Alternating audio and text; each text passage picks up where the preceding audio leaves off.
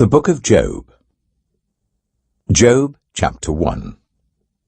In the land of Uz, there lived a man whose name was Job. This man was blameless and upright.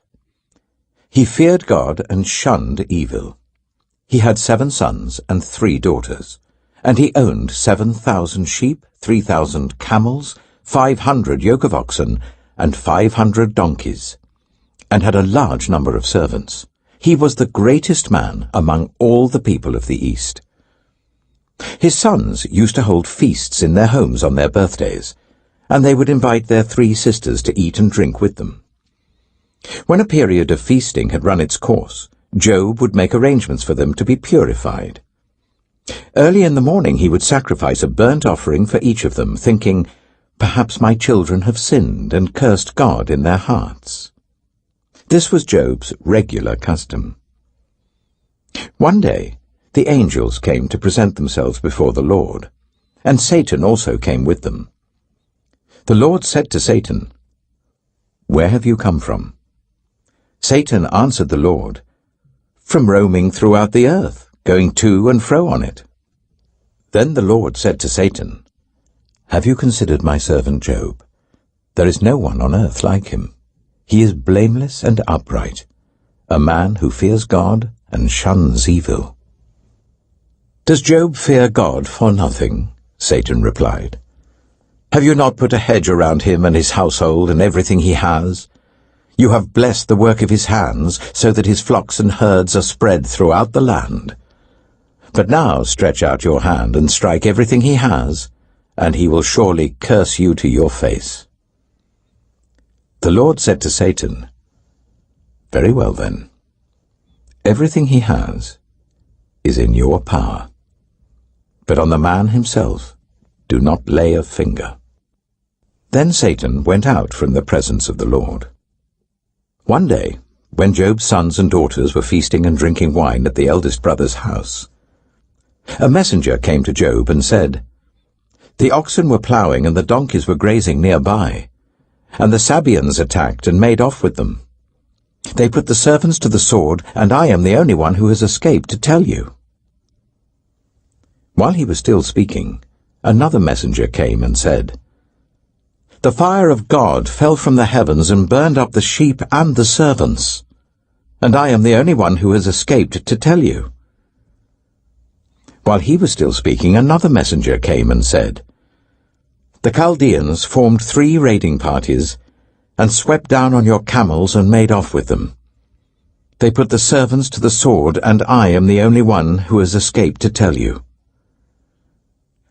While he was still speaking, yet another messenger came and said, "Your sons and daughters were feasting and drinking wine at the eldest brother's house, when suddenly a mighty wind swept in from the desert and struck the 4 corners of the house. It collapsed on them, and they are dead. And I am the only one who has escaped to tell you." At this, Job got up and tore his robe and shaved his head. Then he fell to the ground in worship and said, "Naked I came from my mother's womb, and naked I shall depart. The Lord gave, and the Lord has taken away. May the name of the Lord be praised." In all this, Job did not sin by charging God with wrongdoing.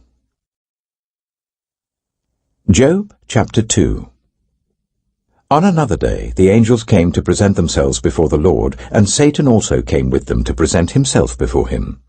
And the Lord said to Satan, "Where have you come from?" Satan answered the Lord, "From roaming throughout the earth, going to and fro on it." Then the Lord said to Satan, "Have you considered my servant Job?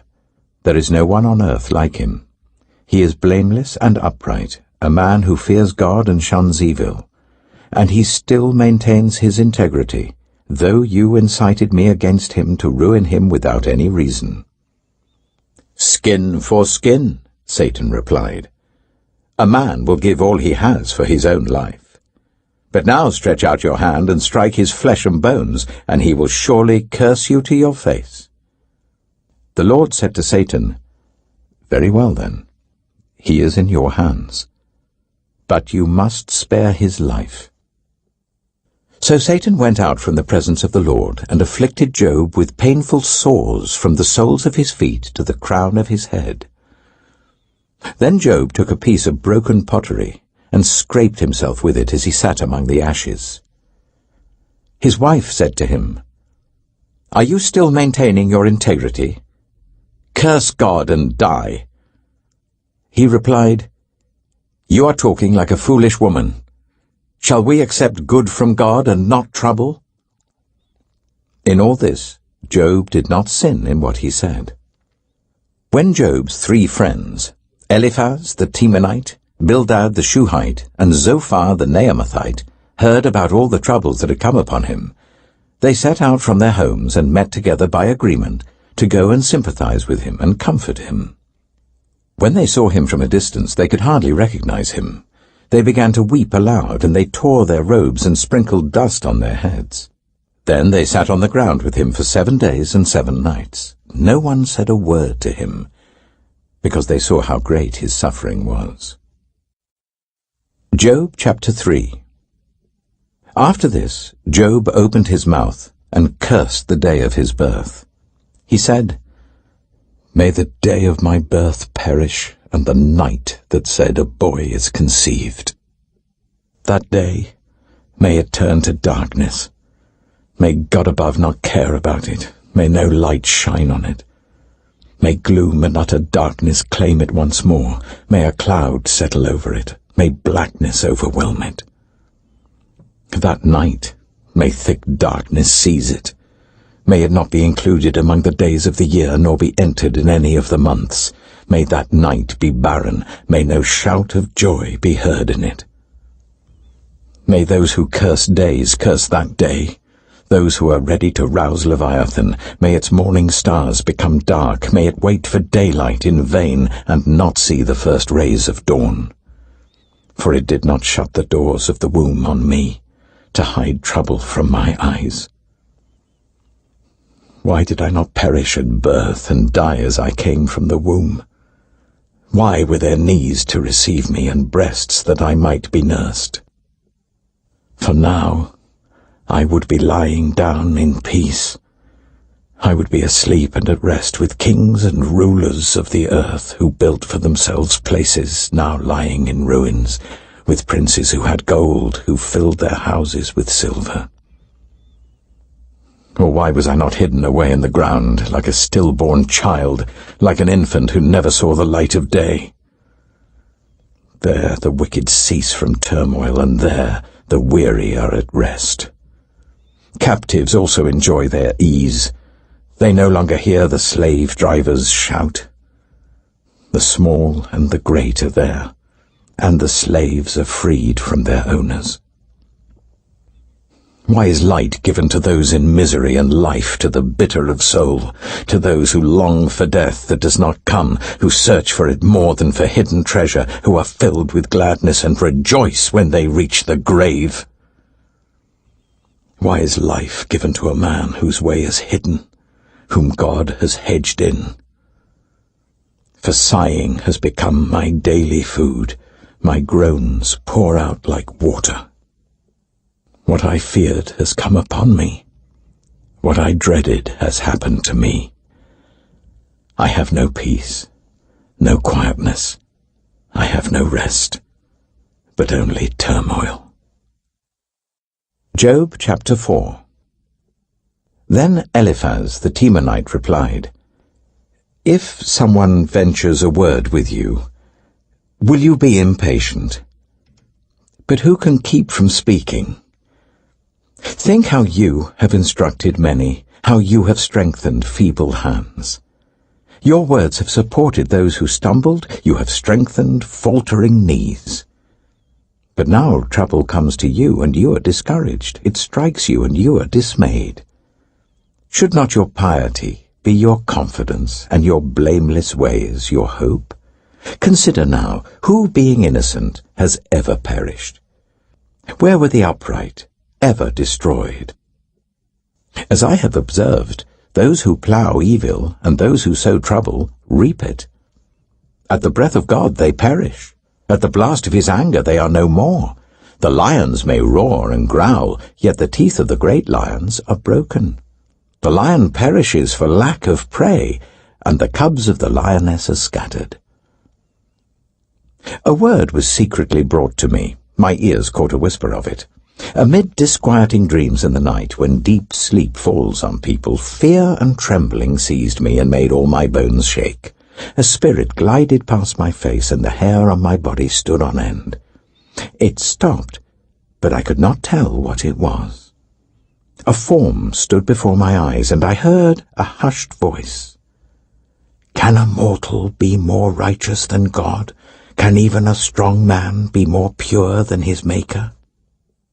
If God places no trust in his servants, if he charges his angels with error, how much more those who live in houses of clay, whose foundations are in the dust, who are crushed more readily than a moth. Between dawn and dusk they are broken to pieces, unnoticed they perish forever. Are not the cords of their tent pulled up, so that they die without wisdom? Job chapter 5. Call if you will, but who will answer you? To which of the holy ones will you turn? Resentment kills a fool, and envy slays the simple. I myself have seen a fool taking root, but suddenly his house was cursed. His children are far from safety, crushed in court without a defender. The hungry consume his harvest, taking it even from among thorns, and the thirsty pant after his wealth. For hardship does not spring from the soil, nor does trouble sprout from the ground. Yet man is born to trouble, as surely as sparks fly upwards. But if I were you, I would appeal to God. I would lay my cause before him. He performs wonders that cannot be fathomed, miracles that cannot be counted. He provides rain for the earth. He sends water on the countryside. The lowly he sets on high, and those who mourn are lifted to safety.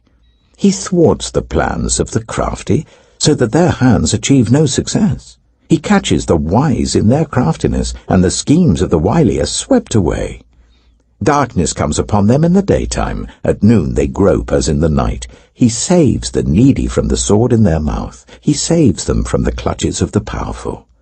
So the poor have hope, and injustice shuts its mouth. Blessed is the one whom God corrects. So do not despise the discipline of the Almighty. For he wounds, but he also binds up. He injures, but his hands also heal. From 6 calamities he will rescue you, in 7 no harm will touch you. In famine he will deliver you from death, and in battle from the stroke of the sword. You will be protected from the lash of the tongue, and need not fear when destruction comes. You will laugh at destruction and famine, and need not fear the wild animals. For you will have a covenant with the stones of the field, and the wild animals will be at peace with you. You will know that your tent is secure. You will take stock of your property and find nothing missing. You will know that your children will be many, and your descendants like the grass of the earth. You will come to the grave in full vigor, like sheaves gathered in season. We have examined this, and it is true. So hear it, and apply it to yourself. Job chapter 6. Then Job replied, If only my anguish could be weighed, and all my misery be placed on the scales. It would surely outweigh the sand of the seas. No wonder my words have been impetuous. The arrows of the Almighty are in me, my spirit drinks in their poison. God's terrors are marshalled against me. Does a wild donkey bray when it has grass, or an ox bellow when it has fodder? Is tasteless food eaten without salt, or is there flavor in the sap of the mallow? I refuse to touch it. Such food makes me ill. Oh, that I might have my request, that God would grant what I hope for, that God would be willing to crush me, to let loose his hand and cut off my life. Then I would still have this consolation, my joy in unrelenting pain, that I had not denied the words of the Holy One. What strength do I have that I should still hope? What prospects that I should be patient? Do I have the strength of stone? Is my flesh bronze? Do I have any power to help myself now that success has been driven from me? Anyone who withholds kindness from a friend forsakes the fear of the Almighty. But my brothers are as undependable as intermittent streams, as the streams that overflow when darkened by thawing ice and swollen with melting snow, but that stop flowing in the dry season and in the heat vanish from their channels. Caravans turn aside from their routes. They go off into the wasteland and perish. The caravans of Tema look for water. The travelling merchants of Sheba look in hope. They are distressed because they had been confident. They arrive there only to be disappointed. Now you, too, have proved to be of no help. You see something dreadful and are afraid. Have I ever said, "Give something on my behalf, pay a ransom for me from your wealth, deliver me from the hand of the enemy, rescue me from the clutches of the ruthless"? Teach me, and I will be quiet. Show me where I have been wrong. How painful are honest words. But what do your arguments prove? Do you mean to correct what I say and treat my desperate words as wind? You would even cast lots for the fatherless and barter away your friend. But now be so kind as to look at me. Would I lie to your face? Relent, do not be unjust. Reconsider, for my integrity is at stake. Is there any wickedness on my lips? Can my mouth not discern malice? Job chapter 7. Do not mortals have hard service on earth? Are not their days like those of hired labourers? Like a slave longing for the evening shadows, or a hired labourer waiting to be paid, so I have been allotted months of futility, and nights of misery have been assigned to me. When I lie down, I think, how long before I get up? The night drags on, and I toss and turn until dawn. My body is clothed with worms and scabs. My skin is broken and festering. My days are swifter than a weaver's shuttle, and they come to an end without hope. Remember, O God, that my life is but a breath. My eyes will never see happiness again. The eye that now sees me will see me no longer. You will look for me, but I will be no more. As a cloud vanishes and is gone, so one who goes down to the grave does not return. He will never come to his house again. His place will know him no more. Therefore I will not keep silent. I will speak out in the anguish of my spirit. I will complain in the bitterness of my soul. Am I the sea, or the monster of the deep, that you put me under guard? When I think my bed will comfort me, and my couch will ease my complaint, even then you frighten me with dreams and terrify me with visions, so that I prefer strangling and death rather than this body of mine. I despise my life. I would not live forever. Let me alone. My days have no meaning. What is mankind that you make so much of them, that you give them so much attention, that you examine them every morning and test them every moment? Will you never look away from me, or let me alone even for an instant? If I have sinned, what have I done to you? You who see everything we do. Why have you made me your target? Have I become a burden to you?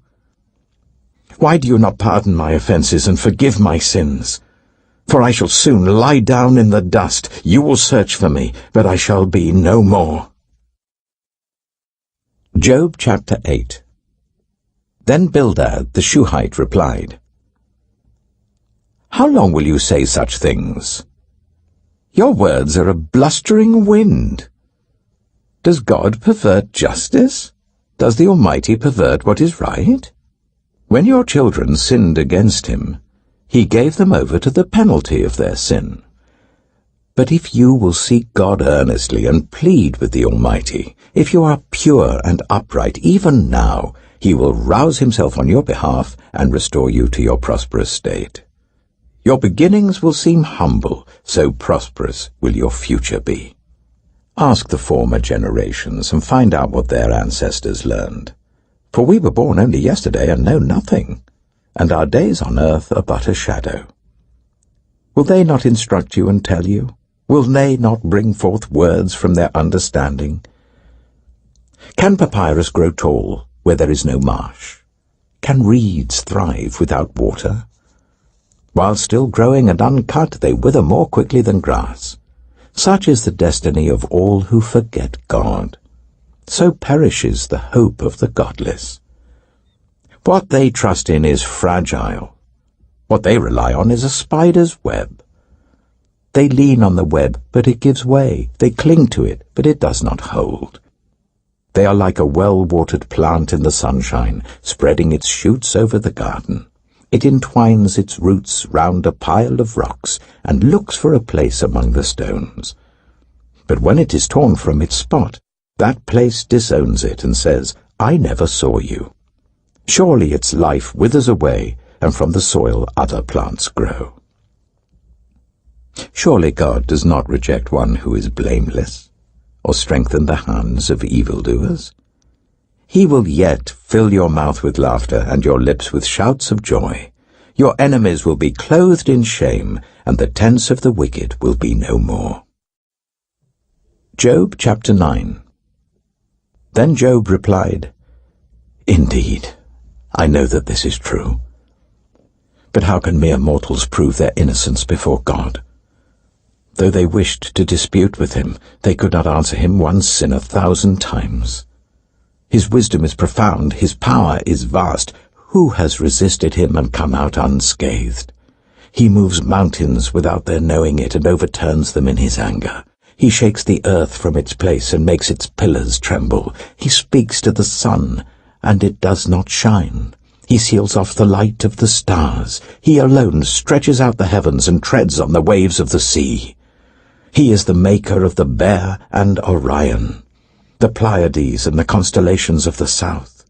He performs wonders that cannot be fathomed, miracles that cannot be counted. When He passes me, I cannot see Him. When He goes by, I cannot perceive Him. If He snatches away, who can stop Him? Who can say to Him, "What are you doing?" God does not restrain His anger. Even the cohorts of Rahab cowered at His feet. How then can I dispute with Him? How can I find words to argue with Him? Though I were innocent, I could not answer Him. I could only plead with my judge for mercy. Even if I summoned Him and He responded, I do not believe He would give me a hearing. He would crush me with a storm and multiply my wounds for no reason. He would not let me catch my breath, but would overwhelm me with misery. If it is a matter of strength, He is mighty. And if it is a matter of justice, who can challenge Him? Even if I were innocent, my mouth would condemn me. If I were blameless, it would pronounce me guilty. Although I am blameless, I have no concern for myself. I despise my own life. It is all the same. That is why I say, He destroys both the blameless and the wicked. When a scourge brings sudden death, He mocks the despair of the innocent. When a land falls into the hands of the wicked, He blindfolds its judges. If it is not He, then who is it? My days are swifter than a runner. They fly away without a glimpse of joy. They skim past like boats of papyrus, like eagles swooping down on their prey. If I say, I will forget my complaint, I will change my expression and smile, I still dread all my sufferings, for I know You will not hold me innocent. Since I am already found guilty, why should I struggle in vain? Even if I washed myself with soap and my hands with cleansing powder, You would plunge me into a slime pit so that even my clothes would detest me. He is not a mere mortal like me, that I might answer him, that we might confront each other in court. If only there was someone to mediate between us, someone to bring us together, someone to remove God's rod from me, so that his terror would frighten me no more. Then I would speak up without fear of him. But as it now stands with me, I cannot. Job chapter 10. I loathe my very life. Therefore I will give free rein to my complaint and speak out in the bitterness of my soul. I say to God, do not declare me guilty, but tell me what charges you have against me. Does it please you to oppress me, to spurn the work of your hands, while you smile on the plans of the wicked? Do you have eyes of flesh? Do you see as a mortal sees? Are your days like those of a mortal, or your years like those of a strong man, that you must search out my faults and probe after my sin?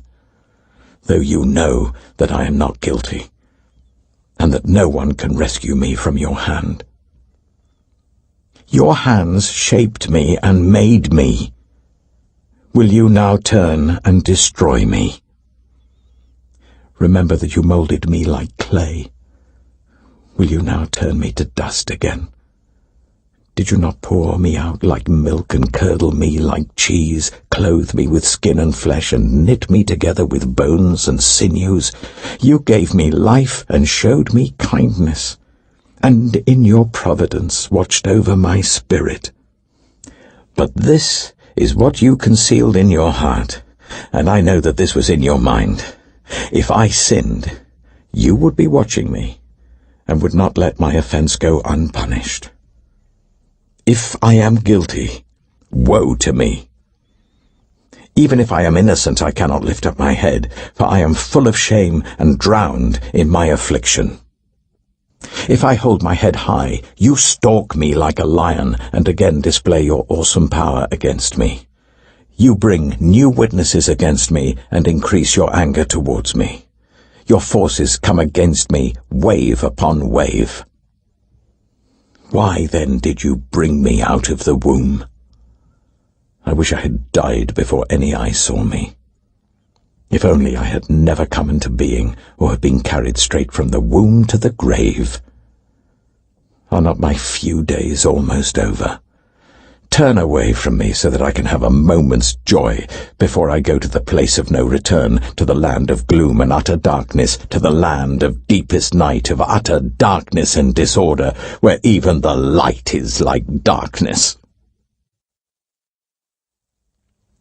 Job chapter 11. Then Zophar the Naamathite replied, Are all these words to go unanswered? Is this talker to be vindicated? Will your idle talk reduce others to silence? Will no one rebuke you when you mock? You say to God, My beliefs are flawless, and I am pure in your sight. Oh, how I wish that God would speak, that he would open his lips against you, and disclose to you the secrets of wisdom, for true wisdom has two sides. Know this, God has even forgotten some of your sin. Can you fathom the mysteries of God? Can you probe the limits of the Almighty? They are higher than the heavens above. What can you do? They are deeper than the depths below. What can you know? Their measure is longer than the earth and wider than the sea. If he comes along and confines you in prison and convenes a court, who can oppose him? Surely he recognizes deceivers, and when he sees evil, does he not take note? But the witless can no more become wise than a wild donkey's colt can be born human. Yet, if you devote your heart to him, and stretch out your hands to him, if you put away the sin that is in your hand and allow no evil to dwell in your tent, then, free of fault, you will lift up your face. You will stand firm and without fear. You will surely forget your trouble, recalling it only as waters gone by. Life will be brighter than noonday, and darkness will become like morning. You will be secure because there is hope. You will look about you and take your rest in safety. You will lie down with no one to make you afraid, and many will court your favor. But the eyes of the wicked will fail, and escape will elude them. Their hope will become a dying gasp. Job chapter 12. Then Job replied, Doubtless you are the only people who matter, and wisdom will die with you. But I have a mind as well as you. I'm not inferior to you. Who does not know all these things? I have become a laughingstock to my friends, though I called on God, and he answered, a mere laughingstock, though righteous and blameless. Those who are at ease have contempt for misfortune, as the fate of those whose feet are slipping. The tents of marauders are undisturbed, and those who provoke God are secure, those whom God has in his hand. But ask the animals, and they will teach you, or the birds in the sky, and they will tell you. Or speak to the earth, and it will teach you, or let the fish in the sea inform you. Which of all these does not know that the hand of the Lord has done this? In his hand is the life of every creature and the breath of all mankind. Does not the ear test words as the tongue tastes food? Is not wisdom found among the aged? Does not long life bring understanding? To God belong wisdom and power. Counsel and understanding are his. What he tears down cannot be rebuilt. Those he imprisons cannot be released. If he holds back the waters, there is drought. If he lets them loose, they devastate the land. To him belongs strength and insight. Both deceived and deceiver are his. He leads rulers away stripped, and makes fools of judges. He takes off the shackles put on by kings and ties a loincloth around their waist. He leads priests away stripped, and overthrows officials long established. He silences the lips of trusted advisers and takes away the discernment of elders. He pours contempt on nobles and disarms the mighty. He reveals the deep things of darkness and brings utter darkness into the light. He makes nations great and destroys them. He enlarges nations and disperses them. He deprives the leaders of the earth of their reason. He makes them wander in a trackless waste. They grope in darkness with no light. He makes them stagger like drunkards. Job chapter 13. My eyes have seen all this. My ears have heard and understood it. What you know I also know. I'm not inferior to you. But I desire to speak to the Almighty, and to argue my case with God. You, however, smear me with lies. You are worthless physicians, all of you. If only you would be altogether silent. For you, that would be wisdom. Hear now my argument. Listen to the pleas of my lips. Will you speak wickedly on God's behalf? Will you speak deceitfully for him? Will you show him partiality? Will you argue the case for God? Would it turn out well if he examined you? Could you deceive him as you might deceive a mortal? He would surely call you to account if you secretly showed partiality. Would not his splendor terrify you? Would not the dread of him fall on you? Your maxims are proverbs of ashes. Your defenses are defenses of clay. Keep silent and let me speak. Then let come to me what may. Why do I put myself in jeopardy and take my life in my hands? Though he slay me, yet will I hope in him. I will surely defend my ways to his face. Indeed, this will turn out for my deliverance, for no godless person would dare come before him. Listen carefully to what I say. Let my words ring in your ears. Now that I have prepared my case, I know I will be vindicated. Can anyone bring charges against me? If so, I will be silent and die. Only grant me these two things, God, and then I will not hide from you. Withdraw your hand far from me, and stop frightening me with your terrors. Then summon me, and I will answer, or let me speak, and you reply to me. How many wrongs and sins have I committed? Show me my offense and my sin. Why do you hide your face and consider me your enemy? Will you torment a wind-blown leaf? Will you chase after dried chaff? For you write down bitter things against me and make me reap the sins of my youth. You fasten my feet in shackles. You keep close watch on all my paths by putting marks on the soles of my feet. So man wastes away like something rotten, like a garment eaten by moths. Job chapter 14. Mortals, born of woman, are of few days and full of trouble. They spring up like flowers and wither away, like fleeting shadows. They do not endure. Do you fix your eye on them? Will you bring them before you for judgment? Who can bring what is pure from the impure? No one. A person's days are determined. You have decreed the number of his months, and have set limits he cannot exceed. So look away from him and let him alone, till he has put in his time like a hired labourer. At least there is hope for a tree. If it is cut down, it will sprout again, and its new shoots will not fail. Its roots may grow old in the ground, and its stump die in the soil, yet at the scent of water it will bud, and put forth shoots like a plant. But a man dies, and is laid low. He breathes his last, and is no more. As the water of a lake dries up, or a riverbed becomes parched and dry, so he lies down, and does not rise. Till the heavens are no more, people will not awake or be roused from their sleep. If only you would hide me in the grave, and conceal me till your anger has passed. If only you would set me a time and then remember me. If someone dies, will they live again? All the days of my hard service I will wait for my renewal to come. You will call, and I will answer you. You will long for the creature your hands have made. Surely then you will count my steps, but not keep track of my sin. My offences will be sealed up in a bag. You will cover over my sin.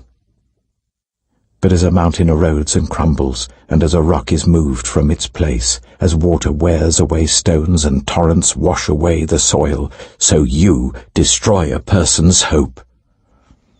You overpower them once for all, and they are gone. You change their countenance and send them away. If their children are honoured, they do not know it. If their children are brought low, they do not see it. They feel but the pain of their own bodies and mourn only for themselves. Job chapter 15. Then Eliphaz the Temanite replied, Would a wise person answer with empty notions, or fill their belly with the hot east wind? Would they argue with useless words, with speeches that have no value? But you even undermine piety and hinder devotion to God. Your sin prompts your mouth. You adopt the tongue of the crafty. Your own mouth condemns you, not mine. Your own lips testify against you. Are you the first man ever born? Were you brought forth before the hills? Do you listen in on God's counsel? Do you have a monopoly on wisdom? What do you know that we do not know? What insights do you have that we do not have? The grey-haired and the aged are on our side, men even older than your father. Are God's consolations not enough for you, words spoken gently to you? Why has your heart carried you away, and why do your eyes flash, so that you vent your rage against God and pour out such words from your mouth? What are mortals, that they could be pure? Or those born of woman, that they could be righteous? If God places no trust in his holy ones, if even the heavens are not pure in his eyes, how much less mortals, who are vile and corrupt, who drink up evil like water? Listen to me, and I will explain to you. Let me tell you what I have seen, what the wise have declared, hiding nothing received from their ancestors, to whom alone the land was given when no foreigners moved among them. All his days the wicked man suffers torment, the ruthless man, through all the years stored up for him. Terrifying sounds fill his ears. When all seems well, marauders attack him. He despairs of escaping the realm of darkness. He is marked for the sword. He wanders about for food like a vulture. He knows the day of darkness is at hand. Distress and anguish fill him with terror. Troubles overwhelm him, like a king poised to attack, because he shakes his fist at God and vaunts himself against the Almighty, defiantly charging against him with a thick, strong shield. Though his face is covered with fat, and his waist bulges with flesh, he will inhabit ruined towns and houses where no one lives, houses crumbling to rubble. He will no longer be rich, and his wealth will not endure, nor will his possessions spread over the land. He will not escape the darkness. A flame will wither his shoots, and the breath of God's mouth will carry him away. Let him not deceive himself by trusting what is worthless, for he will get nothing in return. Before his time he will wither, and his branches will not flourish. He will be like a vine stripped of its unripe grapes, like an olive tree shedding its blossoms. For the company of the godless will be barren, and fire will consume the tents of those who love bribes. They conceive trouble and give birth to evil. Their womb fashions deceit. Job chapter 16. Then Job replied, I have heard many things like these.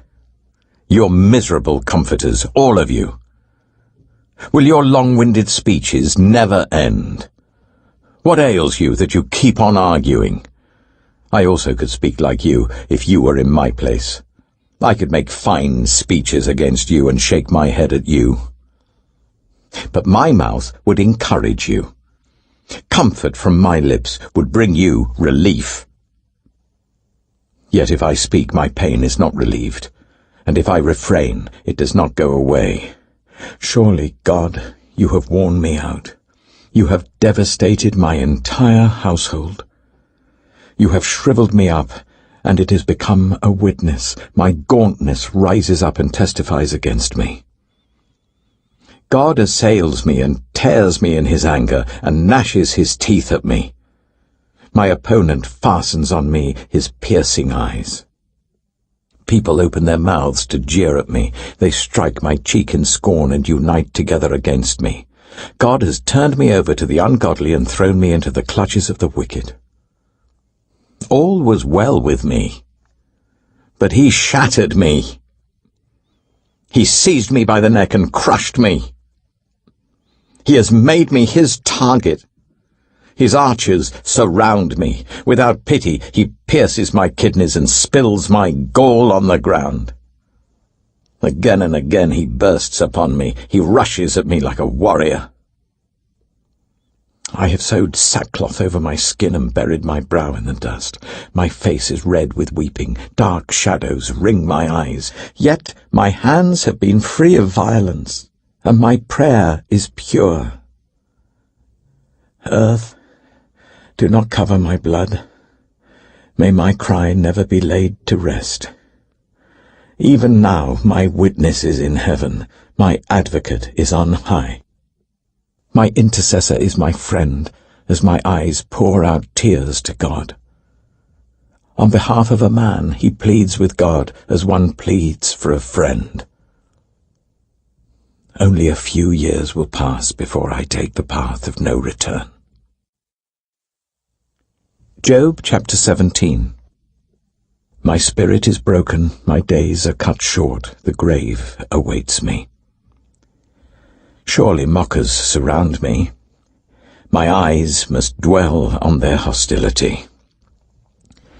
Give me, O God, the pledge you demand. Who else will put up security for me? You have closed their minds to understanding, therefore you will not let them triumph. If anyone denounces their friends for reward, the eyes of their children will fail. God has made me a byword to everyone, a man in whose face people spit. My eyes have grown dim with grief. My whole frame is but a shadow. The upright are appalled at this. The innocent are aroused against the ungodly. Nevertheless, the righteous will hold to their ways, and those with clean hands will grow stronger. But come on, all of you. Try again. I will not find a wise man among you. My days have passed, my plans are shattered. Yet the desires of my heart turn night into day.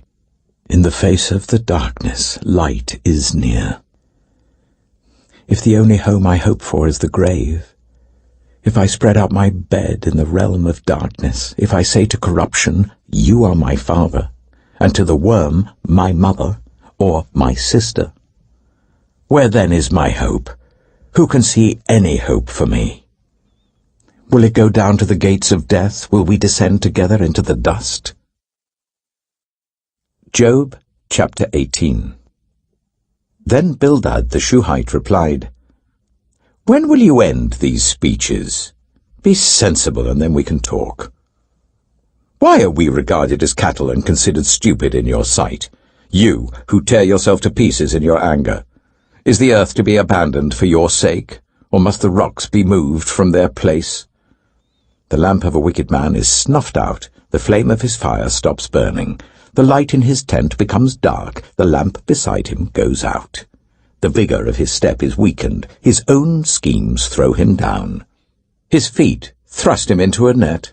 He wanders into its mesh. A trap seizes him by the heel, a snare holds him fast. A noose is hidden for him on the ground, a trap lies in his path. Terrors startle him on every side and dog his every step. Calamity is hungry for him. Disaster is ready for him when he falls. It eats away parts of his skin. Death's firstborn devours his limbs. He is torn from the security of his tent and marched off to the king of terrors. Fire resides in his tent. Burning sulphur is scattered over his dwelling. His roots dry up below, and his branches wither above. The memory of him perishes from the earth. He has no name in the land. He is driven from light into the realm of darkness, and is banished from the world. He has no offspring or descendants among his people, no survivor where once he lived. People of the west are appalled at his fate. Those of the east are seized with horror. Surely such is the dwelling of an evil man. Such is the place of one who does not know God. Job chapter 19. Then Job replied, How long will you torment me and crush me with words? 10 times now you have reproached me. Shamelessly you attack me. If it is true that I have gone astray, my error remains my concern alone. If indeed you would exalt yourselves above me and use my humiliation against me, then know that God has wronged me and drawn his net around me. Though I cry, violence, I get no response.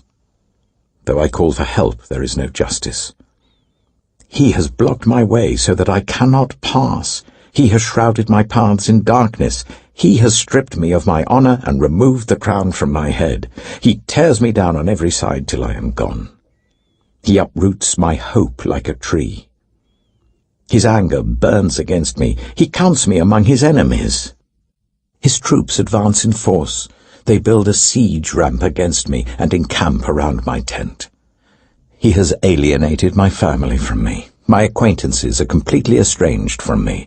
My relatives have gone away. My closest friends have forgotten me. My guests and my female servants count me a foreigner. They look upon me as a stranger. I summon my servant, but he does not answer, though I beg him with my own mouth. My breath is offensive to my wife. I'm loathsome to my own family. Even the little boys scorn me. When I appear, they ridicule me. All my intimate friends detest me. Those I love have turned against me. I am nothing but skin and bones. I have escaped only by the skin of my teeth. Have pity on me, my friends. Have pity, for the hand of God has struck me. Why do you pursue me as God does? Will you never get enough of my flesh? Oh, that my words were recorded, that they were written on a scroll, that they were inscribed with an iron tool on lead or engraved in rock forever. I know that my Redeemer lives, and that in the end he will stand on the earth. And after my skin has been destroyed, yet in my flesh I will see God. I myself will see him with my own eyes, I and not another. How my heart yearns within me. If you say, "How we will hound him, since the root of the trouble lies in him," you should fear the sword yourselves. For wrath will bring punishment by the sword, and then you will know that there is judgment. Job chapter 20.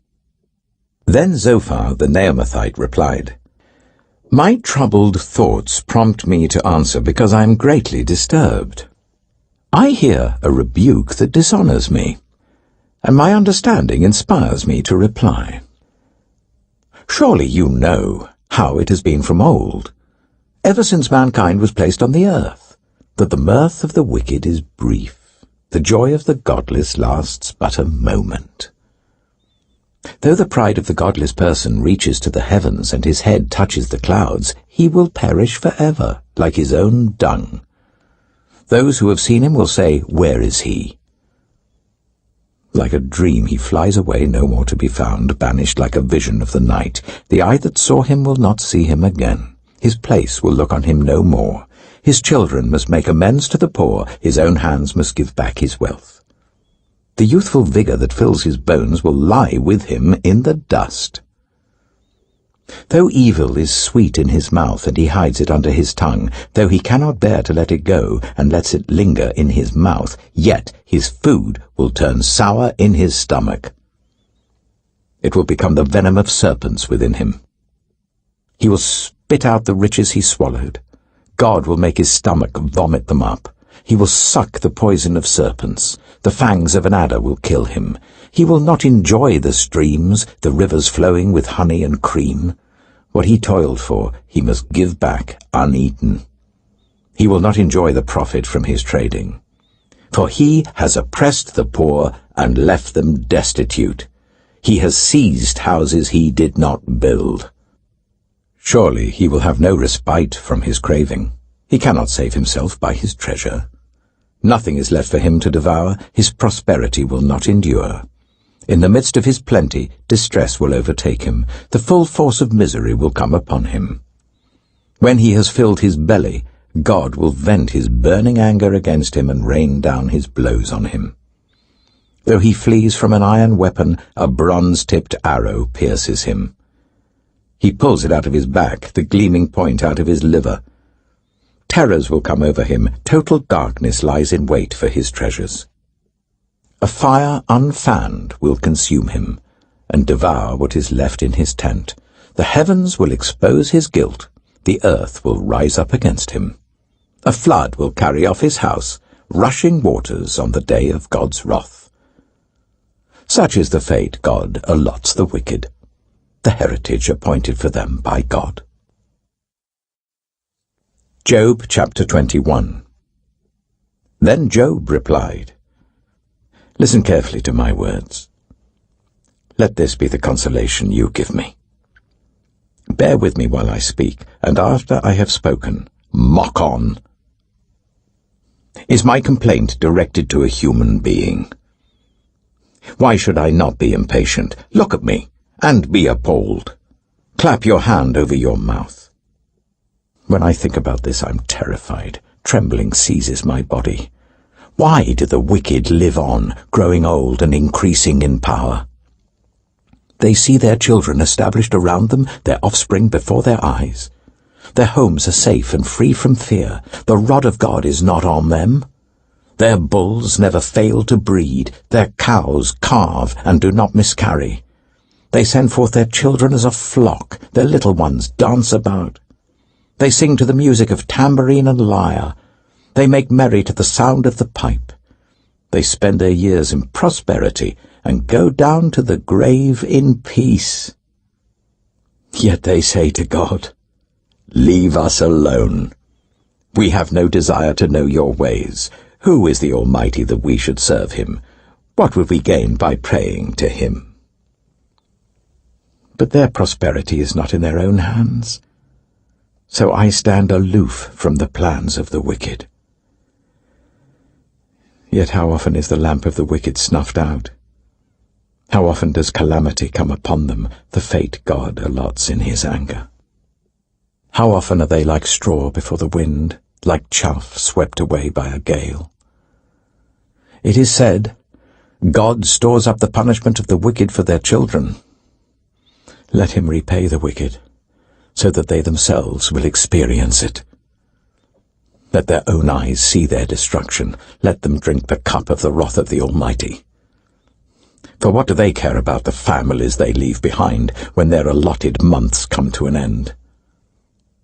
Can anyone teach knowledge to God, since he judges even the highest? One person dies in full vigor, completely secure and at ease, well-nourished in body, bones rich with marrow. Another dies in bitterness of soul, never having enjoyed anything good. And side by side they lie in the dust, and worms cover them both. I know full well what you're thinking, the schemes by which you would wrong me. You say, "Where now is the house of the great, the tents where the wicked lived?" Have you never questioned those who travel? Have you paid no regard to their accounts? That the wicked are spared from the day of calamity, that they are delivered from the day of wrath? Who denounces their conduct to their face? Who repays them for what they have done? They are carried to the grave, and watch is kept over their tombs. The soil in the valley is sweet to them. Everyone follows after them, and a countless throng goes before them. So how can you console me with your nonsense? Nothing is left of your answers but falsehood. Job chapter 22. Then Eliphaz the Temanite replied, "Can a man be of benefit to God? Can even a wise person benefit him? What pleasure would it give the Almighty if you were righteous? What would he gain if your ways were blameless? Is it for your piety that he rebukes you and brings charges against you? Is not your wickedness great? Are not your sins endless? You demanded security from your relatives for no reason.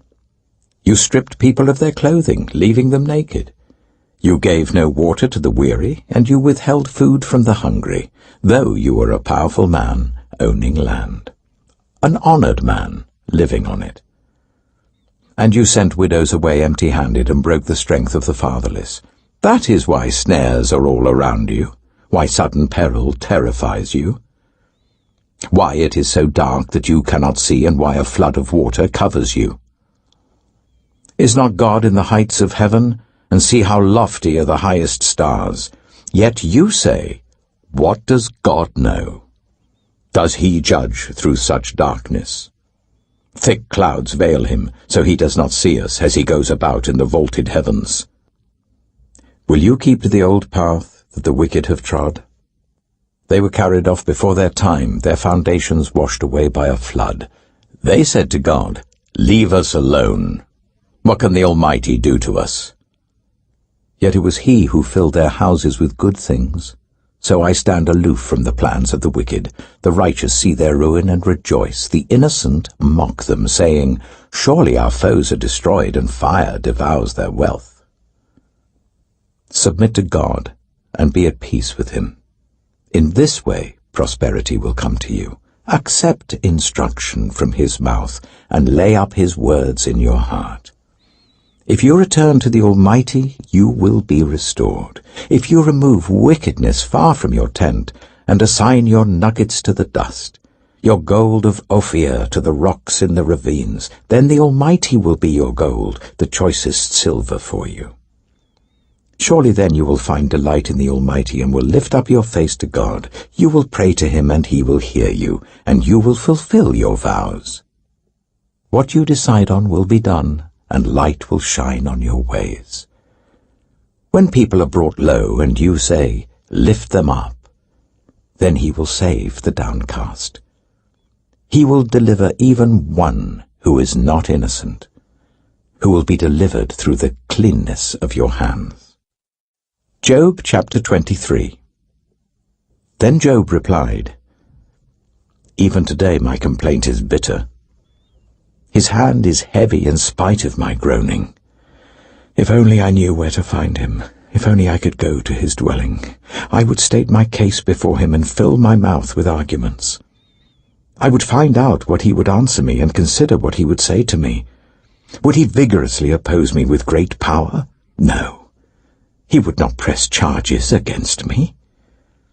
There the upright can establish their innocence before him, and there I would be delivered forever from my judge. But if I go to the east, he is not there. If I go to the west, I do not find him. When he is at work in the north, I do not see him. When he turns to the south, I catch no glimpse of him. But he knows the way that I take. When he has tested me, I shall come forth as gold. My feet have closely followed his steps. I have kept to his way without turning aside. I have not departed from the commands of his lips. I have treasured the words of his mouth more than my daily bread. But he stands alone, and who can oppose him? He does whatever he pleases. He carries out his decree against me, and many such plans he still has in store. That is why I am terrified before him. When I think of all this, I fear him. God has made my heart faint. The Almighty has terrified me. Yet I am not silenced by the darkness, by the thick darkness that covers my face. Job chapter 24. Why does the Almighty not set times for judgment? Why must those who know him look in vain for such days? There are those who move boundary stones. They pasture flocks they have stolen. They drive away the orphan's donkey and take the widow's ox in pledge. They thrust the needy from the path and force all the poor of the land into hiding.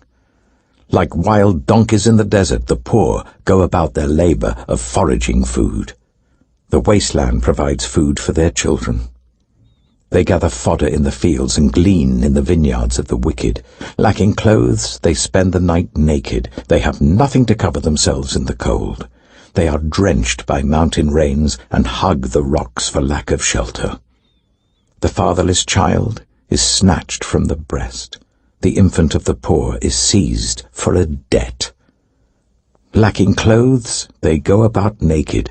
They carry the sheaves, but still go hungry.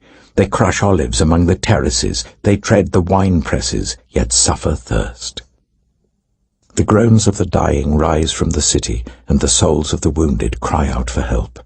But God charges no one with wrongdoing. There are those who rebel against the light, who do not know its ways or stay in its paths.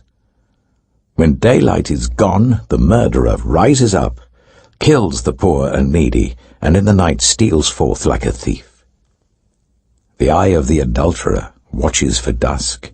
He thinks, no eye will see me, and he keeps his face concealed. In the dark, thieves break into houses, but by day they shut themselves in. They want nothing to do with the light. For all of them, midnight is their morning. They make friends with the terrors of darkness. Yet they are foam on the surface of the water. Their portion of the land is cursed, so that no one goes to the vineyards. As heat and drought snatch away the melted snow, so the grave snatches away those who have sinned. The womb forgets them. The worm feasts on them. The wicked are no longer remembered, but are broken like a tree. They prey on the barren and childless woman, and to the widow they show no kindness. But God drags away the mighty by his power. Though they become established, they have no assurance of life. He may let them rest in a feeling of security, but his eyes are on their ways. For a little while they are exalted, and then they are gone. They are brought low and gathered up like all others. They are cut off like ears of corn. If this is not so, who can prove me false and reduce my words to nothing? Job chapter 25. Then Bildad the Shuhite replied, Dominion and awe belong to God. He establishes order in the heights of heaven. Can his forces be numbered? On whom does his light not rise? How then can a mortal be righteous before God? How can one born of woman be pure? If even the moon is not bright, and the stars are not pure in his eyes, how much less a mortal, who is but a maggot, a human being, who is only a worm. Job chapter 26. Then Job replied, How you have helped the powerless! How you have saved the arm that is feeble! What advice you have offered to one without wisdom! And what great insight you have displayed! Who has helped you utter these words, and whose spirit spoke from your mouth? The dead are in deep anguish, those beneath the waters and all that live in them. The realm of the dead is naked before God. Destruction lies uncovered. He spreads out the northern skies over empty space. He suspends the earth over nothing. He wraps up the waters in his clouds, yet the clouds do not burst under their weight. He covers the face of the full moon, spreading his clouds over it. He marks out the horizon on the face of the waters for a boundary between light and darkness. The pillars of the heavens quake, aghast at his rebuke. By his power he churned up the sea. By his wisdom he cut Rahab to pieces. By his breath the skies became fair. His hand pierced the gliding serpent. And these are but the outer fringe of his works. How faint the whisper we hear of him! Who then can understand the thunder of his power? Job chapter 27. And Job continued his discourse. As surely as God lives, who has denied me justice, the Almighty who has made my life bitter. As long as I have life within me, the breath of God in my nostrils, my lips will not say anything wicked, and my tongue will not utter lies. I will never admit you are in the right.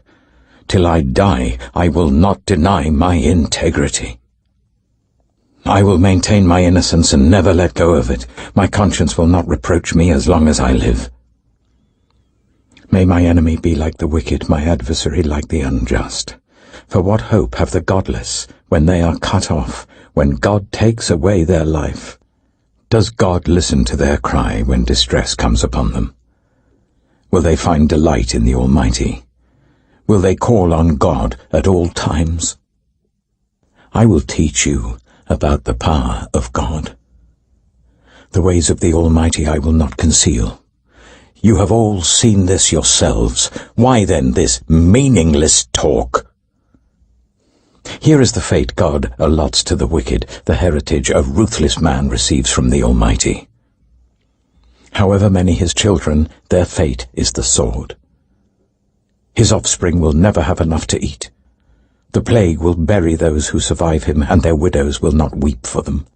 Though he heaps up silver like dust, and clothes like piles of clay, what he lays up the righteous will wear, and the innocent will divide his silver.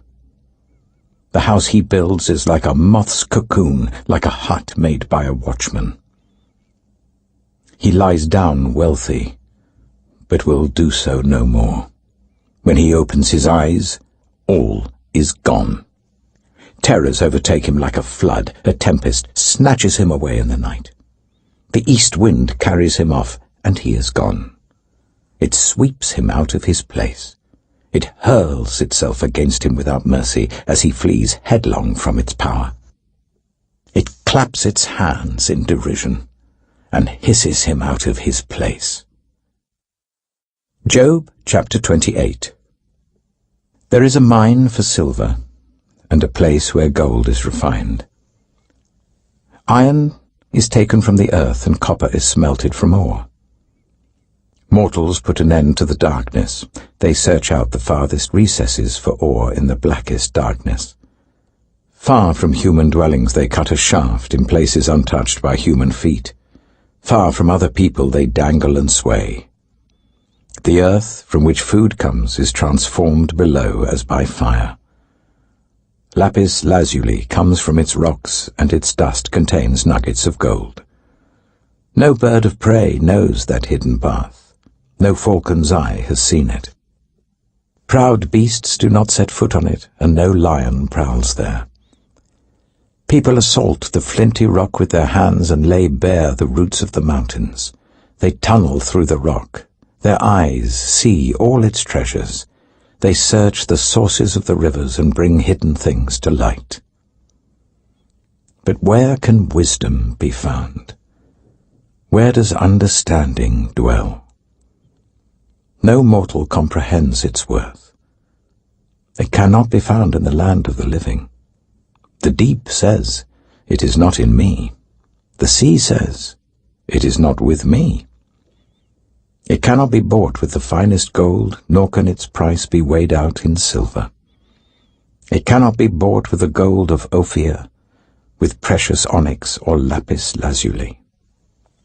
Neither gold nor crystal can compare with it, nor can it be had for jewels of gold. Coral and jasper are not worthy of mention. The price of wisdom is beyond rubies. The topaz of Cush cannot compare with it. It cannot be bought with pure gold. Where then does wisdom come from? Where does understanding dwell? It is hidden from the eyes of every living thing, concealed even from the birds in the sky. Destruction and death say, only a rumor of it has reached our ears. God understands the way to it, and he alone knows where it dwells. For he views the ends of the earth and sees everything under the heavens. When he established the force of the wind and measured out the waters, when he made a decree for the rain and a path for the thunderstorm, then he looked at wisdom and appraised it. He confirmed it and tested it. And he said to the human race, "The fear of the Lord, that is wisdom, and to shun evil is understanding." Job chapter 29. Job continued his discourse. How I long for the months gone by, for the days when God watched over me, when his lamp shone on my head, and by his light I walked through darkness. Oh, for the days when I was in my prime, when God's intimate friendship blessed my house, when the Almighty was still with me and my children were around me, when my path was drenched with cream, and the rock poured out for me streams of olive oil. When I went to the gate of the city and took my seat in the public square, the young men saw me and stepped aside, and the old men rose to their feet. The chief men refrained from speaking and covered their mouths with their hands. The voices of the nobles were hushed, and their tongues stuck to the roof of their mouths. Whoever heard me spoke well of me, and those who saw me commended me, because I rescued the poor who cried for help, and the fatherless who had none to assist them. The one who was dying blessed me. I made the widow's heart sing. I put on righteousness as my clothing, justice was my robe and my turban. I was eyes to the blind and feet to the lame. I was a father to the needy. I took up the case of the stranger. I broke the fangs of the wicked and snatched the victims from their teeth. I thought, I shall die in my own house, my days as numerous as the grains of sand. My roots will reach to the water, and the dew will lie all night on my branches. My glory will not fade. The bow will be ever new in my hand. People listened to me expectantly, waiting in silence for my counsel. After I had spoken, they spoke no more. My words fell gently on their ears. They waited for me as for showers, and drank in my words as the spring rain. When I smiled at them, they scarcely believed it. The light of my face was precious to them. I chose the way for them and sat as their chief. I dwelt as a king among his troops. I was like one who comforts mourners. Job chapter 30. But now they mock me, men younger than I, whose fathers I would have disdained to put with my sheepdogs. Of what use was the strength of their hands to me, since their vigour had gone from them? Haggard from want and hunger, they roamed the parched land in desolate wastelands at night. In the brush they gathered salt herbs, and their food was the root of the broom bush. They were banished from human society, shouted at as if they were thieves. They were forced to live in the dry stream beds, among the rocks and in holes in the ground. They brayed among the bushes and huddled in the undergrowth. A base and nameless brood, they were driven out of the land. And now those young men mock me in song. I have become a byword among them. They detest me and keep their distance. They do not hesitate to spit in my face. Now that God has unstrung my bow and afflicted me, they throw off restraint in my presence. On my right the tribe attacks. They lay snares for my feet. They build their siege ramps against me. They break up my road. They succeed in destroying me. No one can help him, they say. They advance as through a gaping breach. Amid the ruins they come rolling in. Terrors overwhelm me. My dignity is driven away as by the wind. My safety vanishes like a cloud. And now my life ebbs away. Days of suffering grip me. Night pierces my bones. My gnawing pains never rest. In his great power, God becomes like clothing to me. He binds me like the neck of my garment. He throws me into the mud, and I am reduced to dust and ashes. I cry out to you, God, but you do not answer. I stand up, but you merely look at me. You turn on me ruthlessly. With the might of your hand you attack me. You snatch me up and drive me before the wind. You toss me about in the storm. I know you will bring me down to death, to the place appointed for all the living. Surely no one lays a hand on a broken man when he cries for help in his distress. Have I not wept for those in trouble? Has not my soul grieved for the poor? Yet when I hoped for good, evil came. When I looked for light, then came darkness. The churning inside me never stops. Days of suffering confront me. I go about blackened, but not by the sun. I stand up in the assembly and cry for help. I have become a brother of jackals, a companion of owls. My skin grows black and peels. My body burns with fever.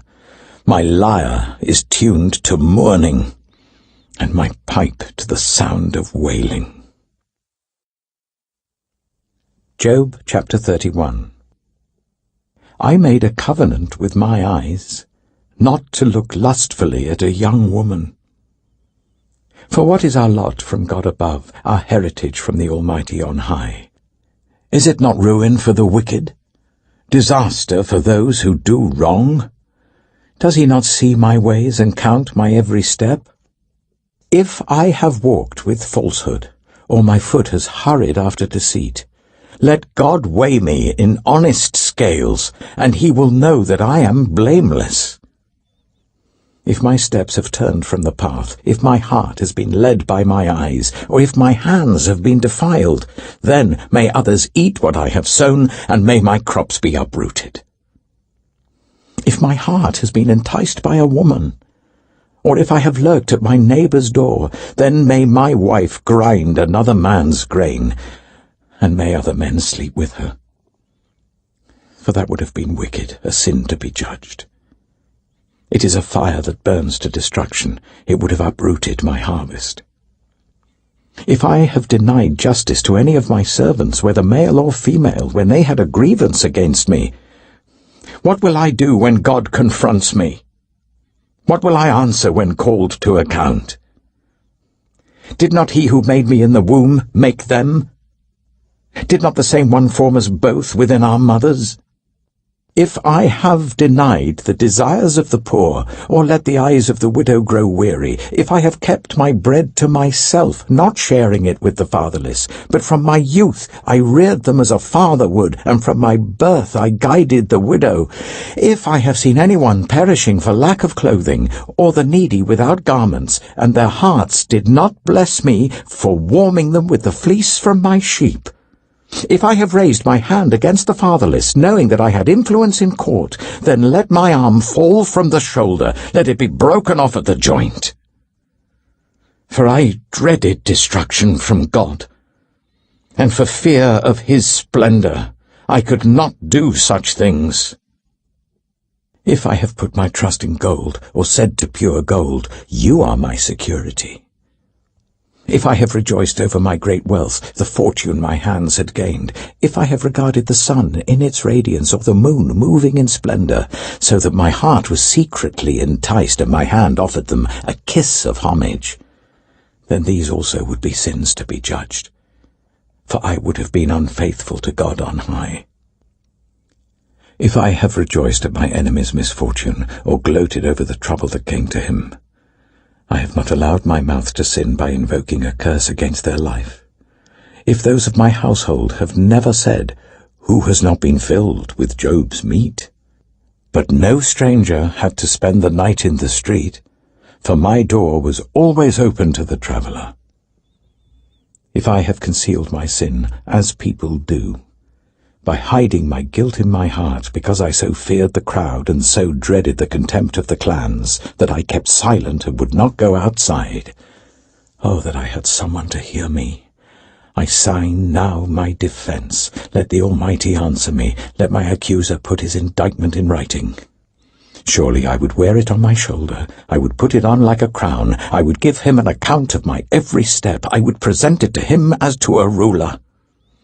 If my land cries out against me, and all its furrows are wet with tears, if I have devoured its yield without payment, or broken the spirit of its tenants, then let briars come up instead of wheat, and stinkweed instead of barley.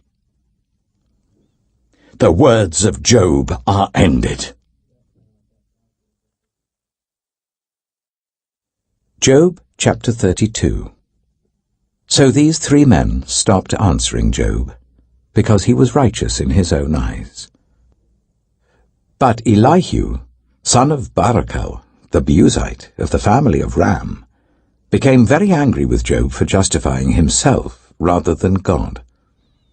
He was also angry with the three friends because they had found no way to refute Job, and yet had condemned him. Now Elihu had waited before speaking to Job because they were older than he.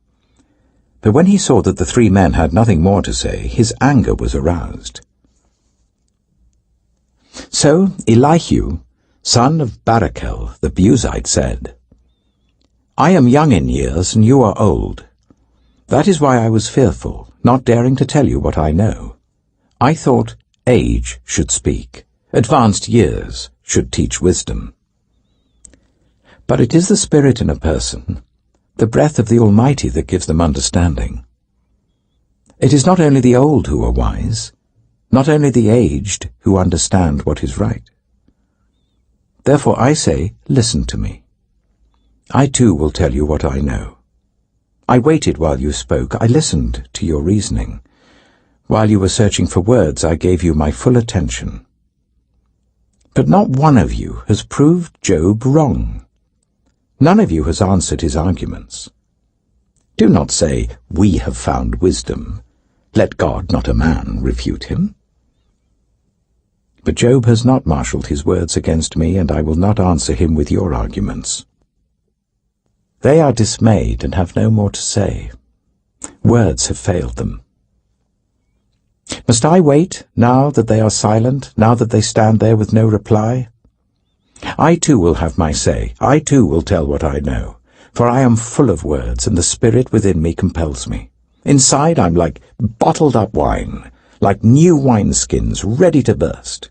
I must speak and find relief. I must open my lips and reply. I will show no partiality, nor will I flatter anyone. For if I were skilled in flattery, my Maker would soon take me away. Job chapter 33. But now, Job, listen to my words. Pay attention to everything I say.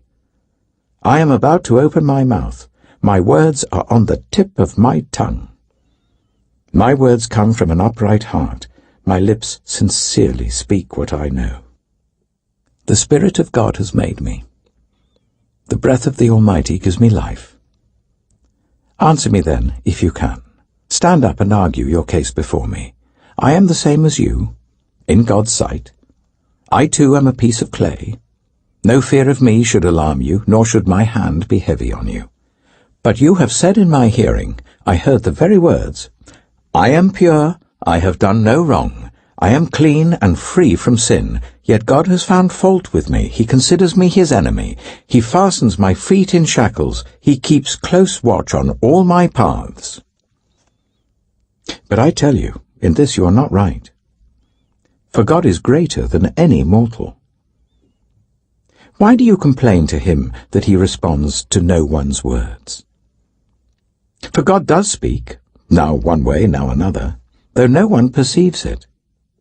In a dream, in a vision of the night, when deep sleep falls on people as they slumber in their beds, he may speak in their ears and terrify them with warnings, to turn them from wrongdoing and keep them from pride, to preserve them from the pit, their lives from perishing by the sword.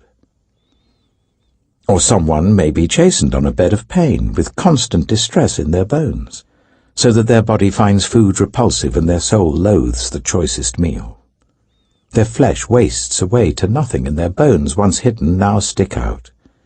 They draw near to the pit, and their life to the messengers of death. Yet if there is an angel at their side, a messenger, 1 out of 1,000, sent to tell them how to be upright, and he is gracious to that person and says to God, spare them from going down to the pit. I have found a ransom for them. Let their flesh be renewed like a child's. Let them be restored as in the days of their youth. Then that person can pray to God and find favor with him. They will see God's face and shout for joy. He will restore them to full well-being. And they will go to others and say, I have sinned, and I have perverted what is right, but I did not get what I deserved. God has delivered me from going down to the pit, and I shall live to enjoy the light of life. God does all these things to a person, twice, even 3 times, to turn them back from the pit, that the light of life may shine on them. Pay attention, Job, and listen to me. Be silent, and I will speak. If you have anything to say, answer me. Speak up, for I want to vindicate you. But if not, then listen to me. Be silent, and I will teach you wisdom. Job chapter 34. Then Elihu said, Hear my words, you wise men. Listen to me, you men of learning. For the ear tests words as the tongue tastes food.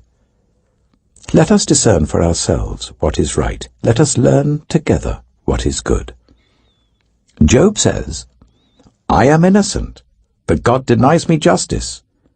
Although I am right, I am considered a liar. Although I am guiltless, his arrow inflicts an incurable wound. Is there anyone like Job, who drinks scorn like water? He keeps company with evildoers. He associates with the wicked, for he says, there is no profit in trying to please God. So listen to me, you men of understanding. Far be it from God to do evil, from the Almighty to do wrong. He repays everyone for what they have done. He brings on them what their conduct deserves. It is unthinkable that God would do wrong. that the Almighty would pervert justice? Who appointed him over the earth? Who put him in charge of the whole world? If it were his intention, and he withdrew his spirit and breath, all humanity would perish together, and mankind would return to the dust. If you have understanding, hear this. Listen to what I say. Can someone who hates justice govern? Will you condemn the just and mighty one? Is he not the one who says to kings, "You are worthless," and to nobles, "You are wicked"? Who shows no partiality to princes and does not favor the rich over the poor, for they are all the work of his hands? They die in an instant. In the middle of the night, the people are shaken and they pass away. The mighty are removed without human hand. His eyes are on the ways of mortals. He sees their every step. There is no deep shadow, no utter darkness, where evildoers can hide.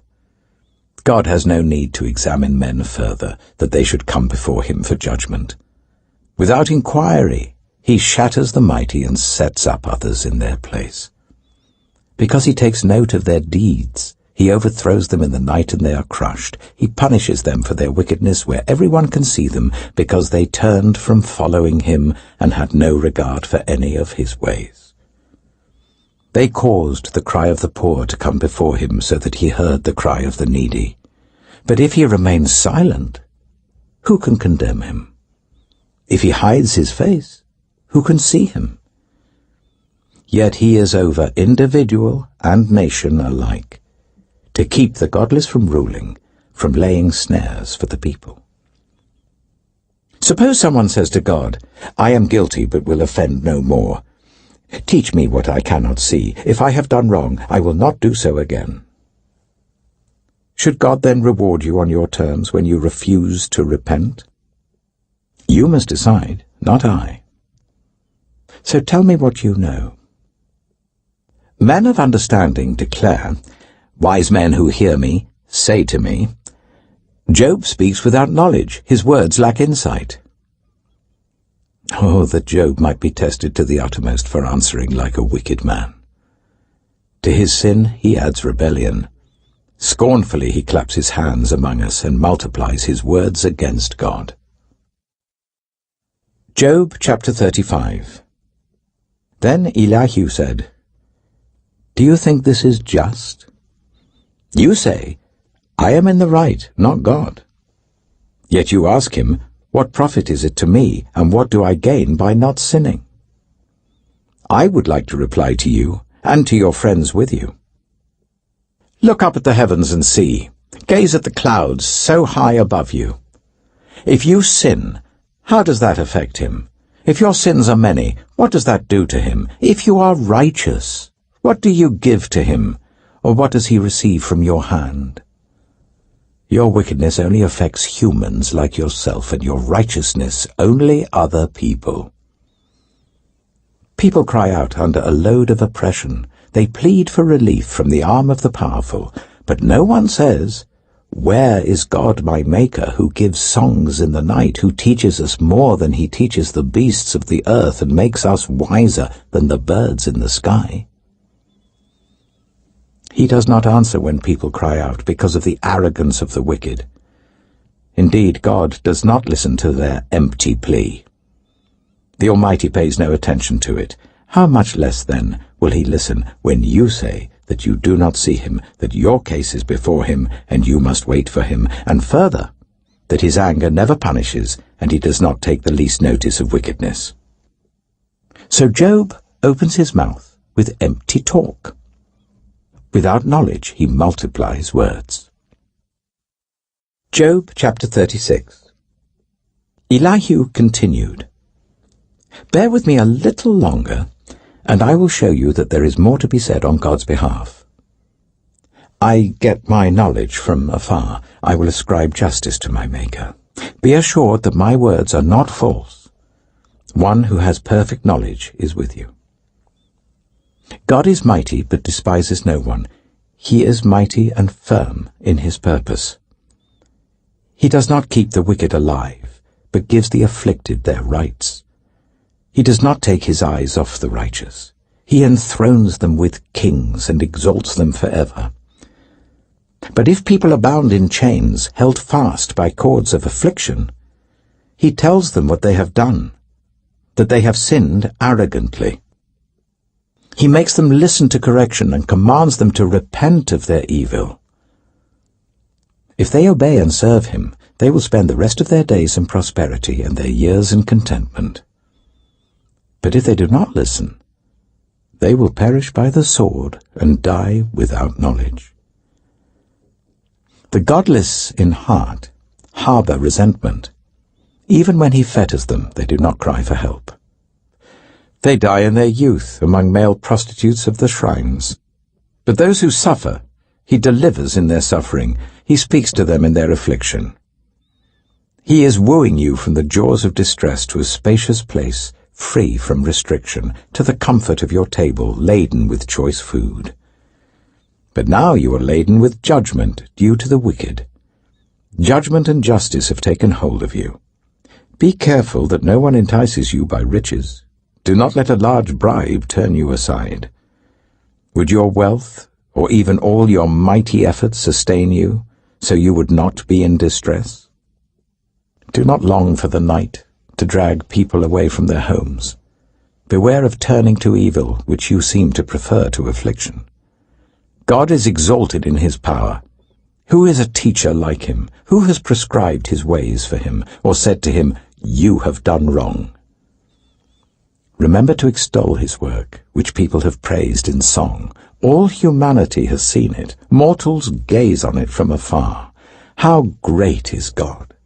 Beyond our understanding. The number of his years is past finding out. He draws up the drops of water which distill as rain to the streams. The clouds pour down their moisture and abundant showers fall on mankind. Who can understand how he spreads out the clouds, how he thunders from his pavilion? See how he scatters his lightning about him, bathing the depths of the sea.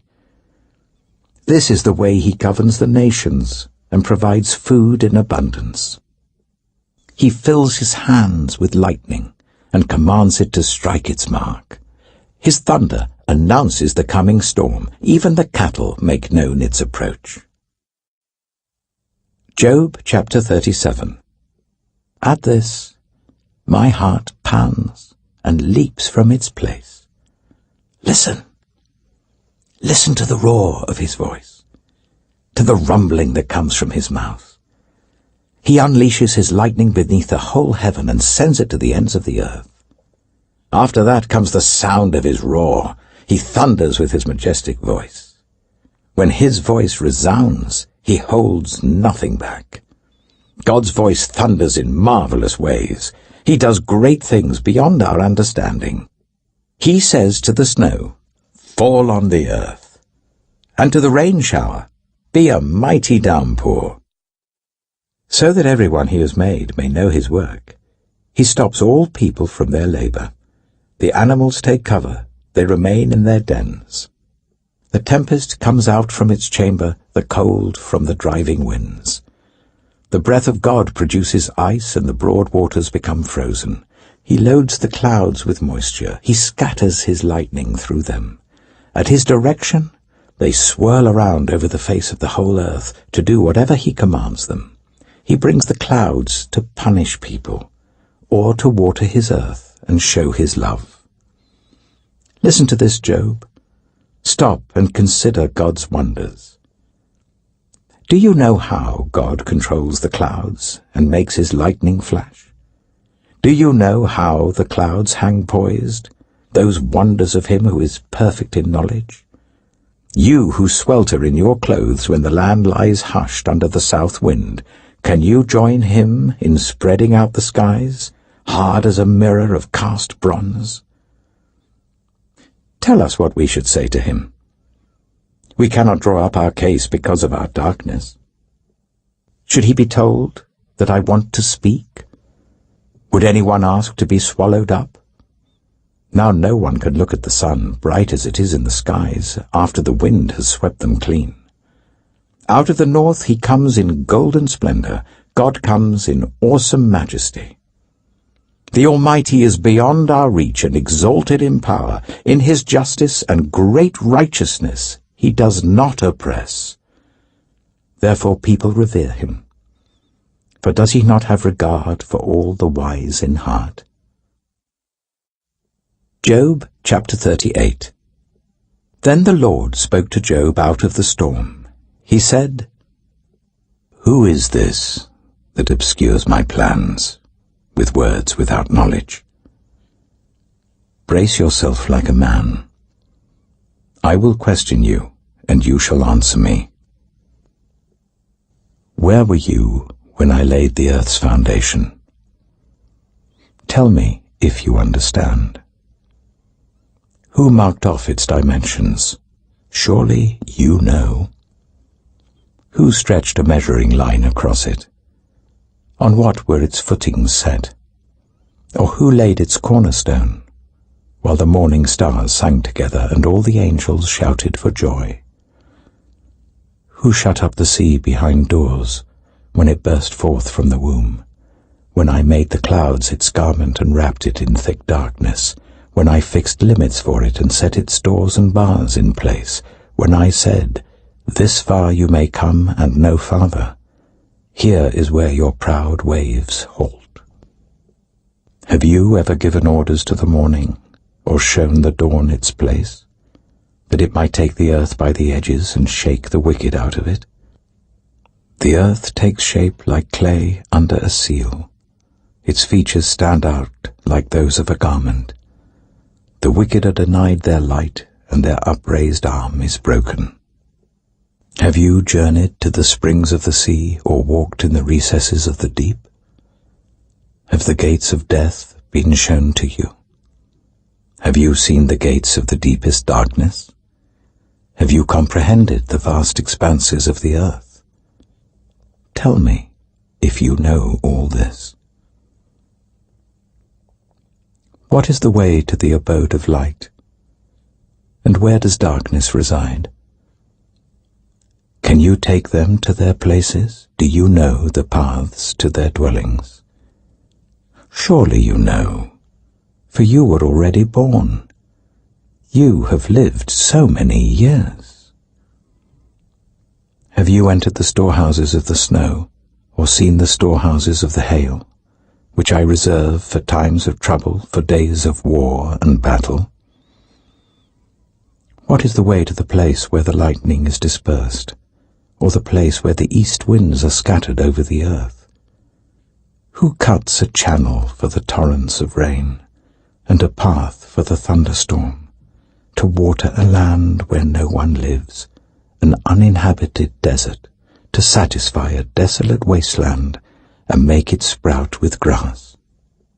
Does the rain have a father? Who fathers the drops of dew? From whose womb comes the ice? Who gives birth to the frost from the heavens, when the waters become hard as stone, when the surface of the deep is frozen? Can you bind the chains of the Pleiades? Can you loosen Orion's belt?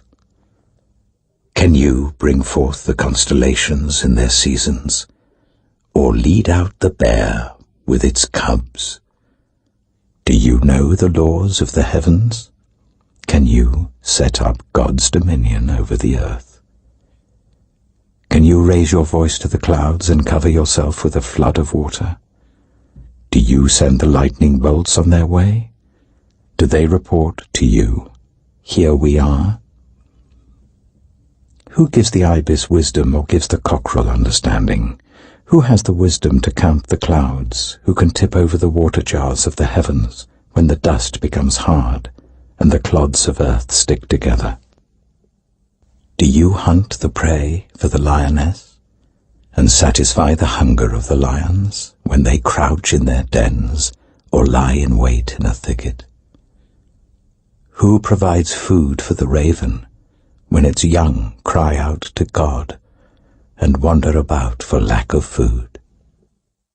Job chapter 39. Do you know when the mountain goats give birth? Do you watch when the doe bears her fawn? Do you count the months till they bear? Do you know the time they give birth? They crouch down and bring forth their young. Their labor pains are ended. Their young thrive and grow strong in the wilds. They leave and do not return. Who let the wild donkey go free? Who untied its ropes? I gave it the wasteland as its home, the salt flats as its habitat. It laughs at the commotion in the town. It does not hear a driver's shout. It ranges the hills for its pasture and searches for any green thing. Will the wild ox consent to serve you?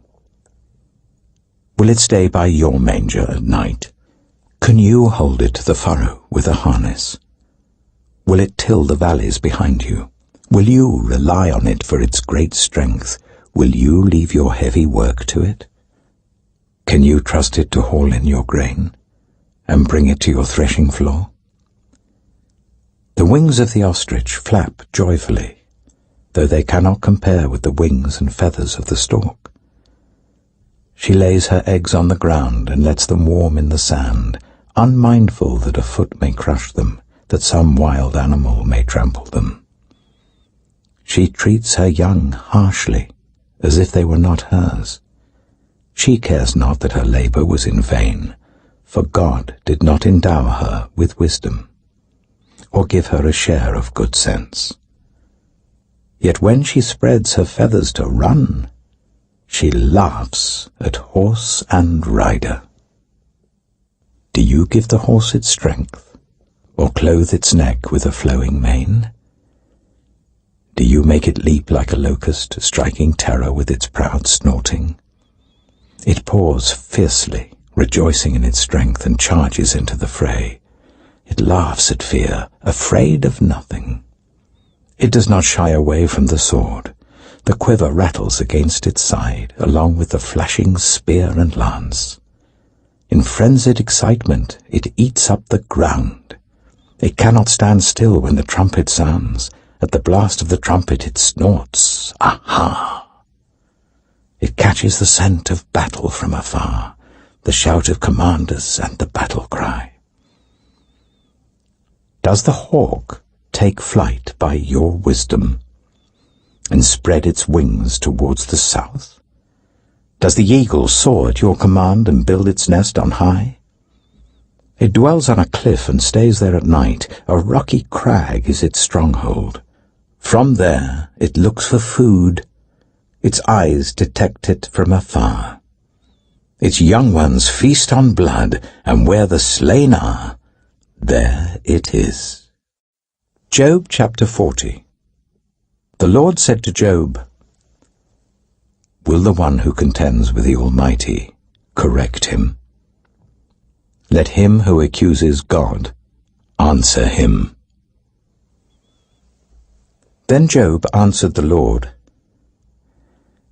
I am unworthy. How can I reply to you? I put my hand over my mouth.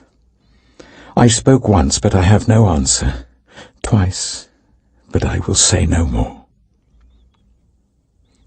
Then the Lord spoke to Job out of the storm. Brace yourself like a man. I will question you, and you shall answer me. Would you discredit my justice? Would you condemn me to justify yourself?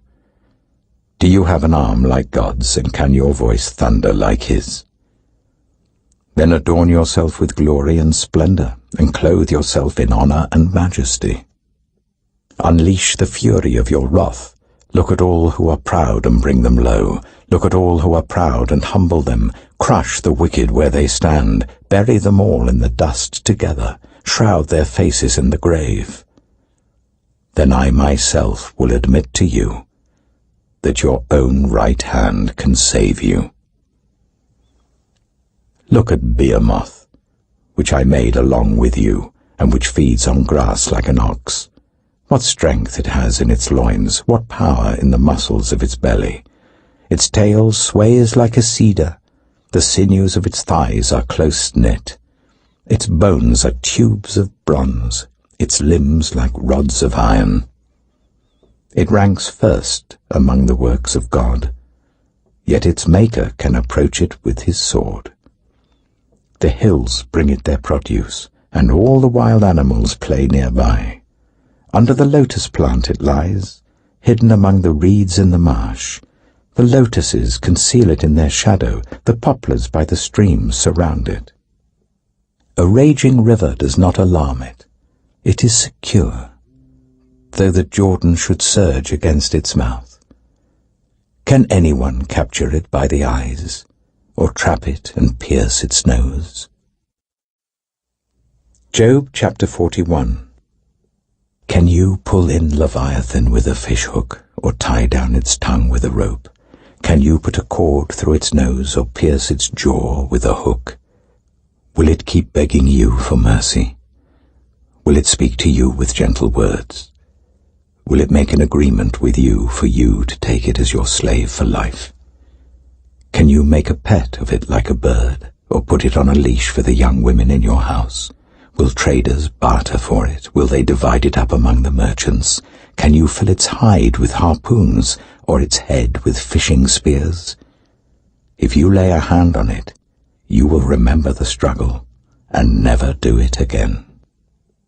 Any hope of subduing it is false. The mere sight of it is overpowering. No one is fierce enough to rouse it. Who then is able to stand against me? Who has a claim against me that I must pay? Everything under heaven belongs to me. I will not fail to speak of Leviathan's limbs, its strength and its graceful form. Who can strip off its outer coat? Who can penetrate its double coat of armor? Who dares open the doors of its mouth, ringed about with its fearsome teeth? Its back has rows of shields tightly sealed together. Each is so close to the next that no air can pass between. They are joined fast to one another. They cling together and cannot be parted. Its snorting throws out flashes of light. Its eyes are like the rays of dawn. Flames stream from its mouth. Sparks of fire shoot out.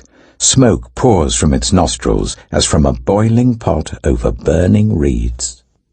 Its breath sets coals ablaze, and flames dart from its mouth. Strength resides in its neck, dismay goes before it. The folds of its flesh are tightly joined. They are firm and immovable. Its chest is hard as rock, hard as a lower millstone. When it rises up, the mighty are terrified. They retreat before its thrashing. The sword that reaches it has no effect, nor does the spear or the dart or the javelin. Iron it treats like straw, and bronze like rotten wood. Arrows do not make it flee. Slingstones are like chaff to it. A club seems to it but a piece of straw. It laughs at the rattling of the lance. Its undersides are jagged potsherds, leaving a trail in the mud like a threshing sledge. It makes the depths churn like a boiling cauldron, and stirs up the sea like a pot of ointment. It leaves a glistening wake behind it. One would think the deep had white hair. Nothing on earth is its equal, a creature without fear.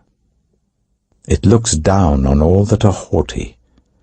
It is king over all that are proud. Job chapter 42. Then Job replied to the Lord, I know that you can do all things. No purpose of yours can be thwarted. You asked, Who is this that obscures my plans without knowledge? Surely I spoke of things I did not understand, things too wonderful for me to know. You said, Listen now, and I will speak. I will question you, and you shall answer me. My ears had heard of you, but now my eyes have seen you. Therefore I despise myself and repent in dust and ashes. After the Lord had said these things to Job, he said to Eliphaz the Temanite, I am angry with you and your 2 friends, because you have not spoken the truth about me as my servant Job has. So now take 7 bulls and 7 rams, and go to my servant Job and sacrifice a burnt offering for yourselves. My servant Job will pray for you, and I will accept his prayer, and not deal with you according to your folly. You have not spoken the truth about me, as my servant Job has. So Eliphaz the Temanite, Bildad the Shuhite, and Zophar the Naamathite did what the Lord told them, and the Lord accepted Job's prayer. After Job had prayed for his friends, the Lord restored his fortunes, and gave him twice as much as he had before. All his brothers and sisters, and everyone who had known him before, came and ate with him in his house. They comforted and consoled him over all the trouble the Lord had brought on him, and each one gave him a piece of silver and a gold ring. The Lord blessed the latter part of Job's life more than the former part. He had 14,000 sheep, 6,000 camels, 1,000 yoke of oxen, and 1,000 donkeys. And he also had 7 sons and 3 daughters. The first daughter he named Jemimah, the second Keziah, and the third Karen-Happuch. Nowhere in all the land were there found women as beautiful as Job's daughters, and their father granted them an inheritance along with their brothers. After this, Job lived 140 years. He saw his children and their children to the 4th generation. And so Job died, an old man and full of years.